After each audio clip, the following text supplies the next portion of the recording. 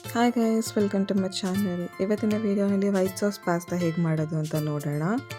ಒಂದು ಪ್ಯಾನಲ್ಲಿ ನಾನು ಇವಾಗ ವಾಟರ್ನ ಬಾಯ್ಲ್ ಮಾಡೋಕ್ಕೆ ಇಟ್ಕೊಂಡಿದ್ದೀನಿ.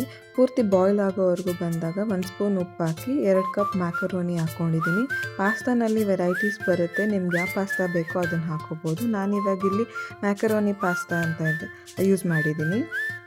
ಪಾಸ್ತಾನ ಹಾಕ್ಕೊಂಡ್ಮೇಲೆ ನಾನು ಇವಾಗ ಒಂದ್ಸಲ ಕ್ಲೀನಾಗಿ ಮಿಕ್ಸ್ ಮಾಡ್ಕೊತಾ ಇದ್ದೀನಿ. ಇದಕ್ಕೆ 1 ಟೇಬಲ್ ಸ್ಪೂನ್ ಆಯಿಲ್ ಹಾಕ್ಕೋತಾ ಇದ್ದೀನಿ, ಯಾಕಂದರೆ ಅದು ಲಾಸ್ಟಿಗೆ ಅಂಟ್ಕೋಬಾರ್ದು ಅಂತ. ಆಯಿಲ್ ಹಾಕಿದ್ಮೇಲೆ ಮುಚ್ಚಳನ ಮುಚ್ಚಿ ಬೇಯಿಸ್ಕೊತಾ ಇದ್ದೀನಿ.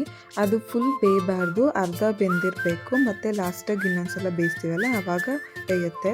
ಸೊ ಈಗ ನೋಡ್ತಿದ್ದೀರಲ್ಲ, ಈ ಥರ ಕಟ್ ಮಾಡಿದಾಗ ಕ್ಲೀನಾಗಿ ಅದು ಕಟ್ ಆಗಬೇಕು. ಈಗ ನಾವು ಇದರಲ್ಲಿರೋ ನೀರನ್ನೆಲ್ಲ ಸಪ್ರೇಟ್ ಮಾಡಿಕೊಂಡು ಮತ್ತು ಸ್ವಲ್ಪ ಆಯಿಲ್ ಸ್ಪ್ರೆಡ್ ಮಾಡಿ ಎತ್ತಿಟ್ಕೊಡೋಣ, ಯಾಕಂದರೆ ಅದು ಒಂದಕ್ಕೊಂದು ಅಂಟ್ಕೋಬಾರ್ದು ಅಂತ. ಸೊ ನೆಕ್ಸ್ಟ್ ಇವಾಗ ನಾವು ಒಂದು ಪ್ಯಾನ್ ಇಟ್ಕೊಂಡು 1/2 ಟೇಬಲ್ ಸ್ಪೂನ್ ಬಟರ್ ಹಾಕ್ಕೊಂಡಿದ್ದೀನಿ. ಅದು ಮೆಲ್ಟ್ ಆದಮೇಲೆ ನಾವು ಒಂದಷ್ಟು ವೆಜಿಟೇಬಲ್ಸ್ನ ಚಾಪ್ ಮಾಡಿ ಇಟ್ಕೊಂಡಿದ್ದೆ. ನಿಮ್ಗೆ ಯಾವ ವೆಜಿಟೇಬಲ್ಸ್ ಬೇಕೋ ಅದನ್ನು ಹಾಕ್ಕೋಬೋದು. ಇದಕ್ಕೆ ನಾನಿವಾಗ ಈರುಳ್ಳಿ, ಕ್ಯಾಪ್ಸಿಕಮ್ಮು ಮತ್ತು ಕ್ಯಾರೆಟ್ ಹಾಕ್ಕೊಂಡಿದ್ದೀನಿ. ಇದಿಷ್ಟೂ ಒಂದು ಸ್ವಲ್ಪ ಹೊತ್ತು ಹುರ್ಕೊಳ್ಬೇಕು. ಅದರಲ್ಲಿರೋ ಹಸಿ ವಾಸನೆ ಹೋಗುತ್ತೆ ಮತ್ತು ಅದರಲ್ಲಿರೋ ಕ್ರಂಚಿನೆಸ್ ಹಾಗೆ ಉಳ್ಕೋಬೇಕು. ಈಗ ವೆಜಿಟೇಬಲ್ಸ್ನೆಲ್ಲ ಒಂದು ಸೈಡಿಗೆ ಎತ್ತಿಟ್ಕೊಂಡು ಆ ಸೇಮ್ ಪ್ಯಾನ್ಗೆ ನಾನು 1 ಟೇಬಲ್ ಸ್ಪೂನ್ ಬಟರ್ ಹಾಕಿದ್ದೀನಿ ಮತ್ತು 1 ಟೇಬಲ್ ಸ್ಪೂನ್ ಗಾರ್ಲಿಕ್ ಚಾಪ್ ಮಾಡ್ಕೊಂಡು ಇಟ್ಕೊಂಡಿದ್ದೀನಿ, ಅದನ್ನು ಹಾಕ್ಕೊಂಡಿದ್ದೀನಿ. ಅದನ್ನೆಲ್ಲ ಕ್ಲೀನಾಗಿ ಸಾಟೆ ಮಾಡ್ಕೊಳ್ಳಿ, ಯಾಕಂದರೆ ಅದರಲ್ಲಿರೋ ಎಸೆನ್ಸ್ ಎಲ್ಲ ಆಯಿಲಿಗೆ ಬಿಟ್ಕೊಳ್ಳುತ್ತೆ. ನೆಕ್ಸ್ಟ್ ನಾನಿವಾಗ ಈ ಗಾರ್ಲಿಕ್ ಬಟರ್ ಒಳಗಡೆ 1.5 ಟೀ ಸ್ಪೂನು ಮೈದಾ ಹಾಕ್ಕೋತಾ ಇದ್ದೀನಿ.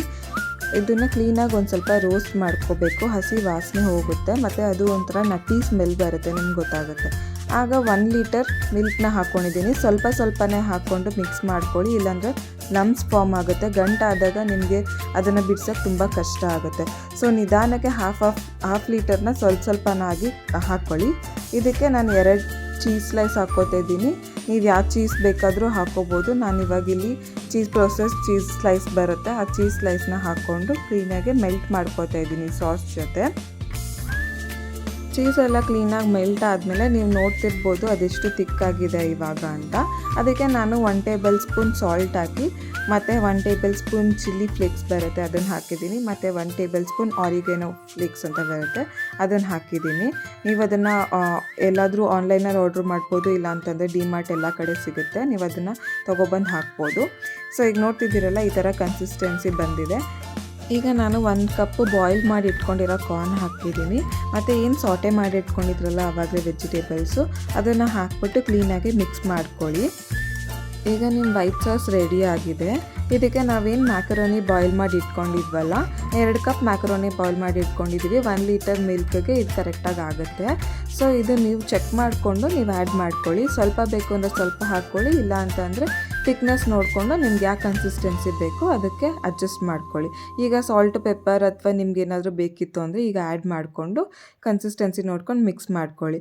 ಈಗ ನಿಮ್ಮ ಪಾಸ್ತಾ ರೆಡಿಯಾಗಿದೆ. ಎಂಜಾಯ್.